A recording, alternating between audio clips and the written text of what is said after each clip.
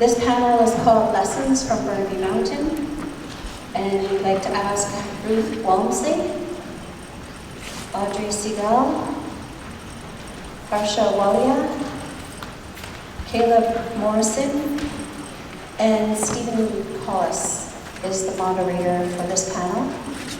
And while they're coming up, I just want to say, I Tanish Bowen, the feelings I have are really good to see you here today. And I think what's most important about, to follow up a little bit with our cultural protocol, folks were saying, just reaching out and asking. When folks phone us and ask us to come and do the protocol welcome to the territories, please come up. I'm just gathering while you're coming up. That it's really important to, as we are working on our relationships, we're reconciling our relationships between the Squamish, the Tsleil-Waututh, and the Musqueam. So when folks ask me to come, I make sure that they've also reached out to my two relatives and neighbors, the Squamish and the Tsleil-Waututh. And I usually use CC, and I usually use Kelsalem's mom, Deborah Baker, or Ian Campbell. It's important that we as First Nations practice this and walk this talk, and we invite you to be a part of that. Because with the diverse groups that we have up here, I always think about what my grandfather would talk to us about when we're talking about policy or strategy. He said the government, that's one of their first tactics, is to divide and rule. So when it comes to talking about having heated discussions or trying to figure out a strategy or a way to go, especially around pipelines, by your presence here, you're showing us you have that vested interest in your homeland, where you live. And as Cece was sharing with you earlier, we've been taught that since we were this little. And we've been taught that it's not just for me here and now. It is for our grandchildren's grandchildren.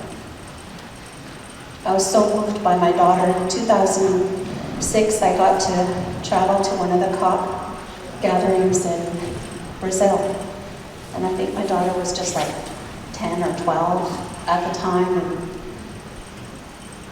the technical person that I was traveling with, he asked my daughter, "Do you know what your mom's doing? Do you know why your mom's going to Brazil?" And she said, "Kinda. I know she's going there to make sure there's going to be an environment for my grandchildren's grandchildren." So my daughter, at 13 years old, was thinking about her grandchildren's grandchildren. And we invite you all, as you come stand on the front lines with us, to have that mindset, to understand that we have different ways of doing things, but we are needed to make, and as Shar was saying, we all have gifts and strengths that we add to a fight. So we all need each other.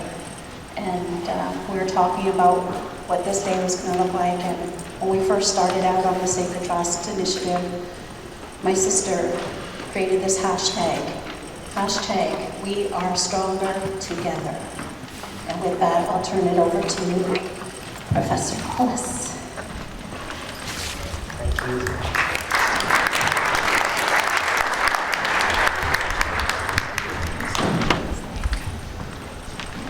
Good afternoon, everyone.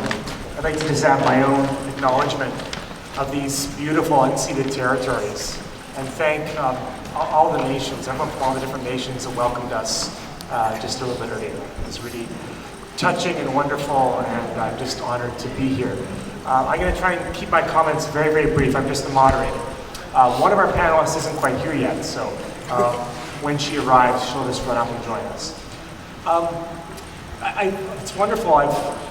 What I thought I was moved to talk about was the need for a unity in our diversity. And it's wonderful that everyone, I feel, Carleen just now too, is touching on that same issue.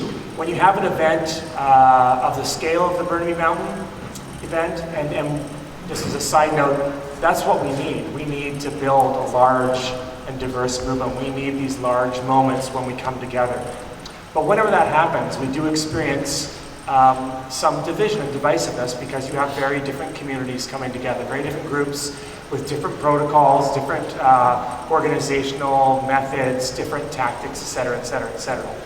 And what we keep having to struggle to learn how to do is how to acknowledge and respect our differences, and yet keep that other eye on what we share and the goal we're heading to together. It's not an easy process. There's no exact roadmap on how to do this, but we need to keep doing that.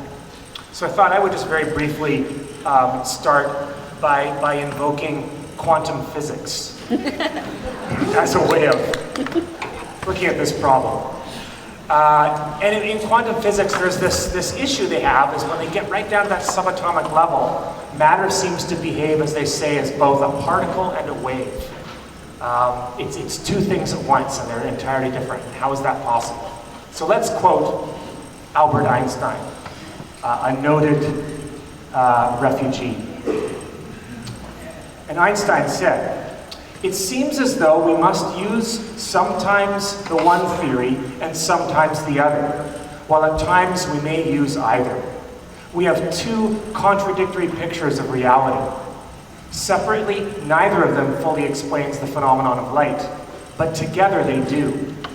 So I think what we need, what I'm going to call for today, is a quantum movement in which we sometimes behave as particles and sometimes as waves. We behave differently in different moments, and different components of our groups behave differently because they bring different experiences to the table and different ways of doing things. But how do we find the way to allow ourselves to be both these things at once? And I think our panel represents a lot of this. So I'm going to quickly just run to my left here. We have one panelist who's not quite here yet, but right on my left is Ruth Wamsley, who is with Broke Burnaby Residents Opposed to Kinder Morgan Expansion.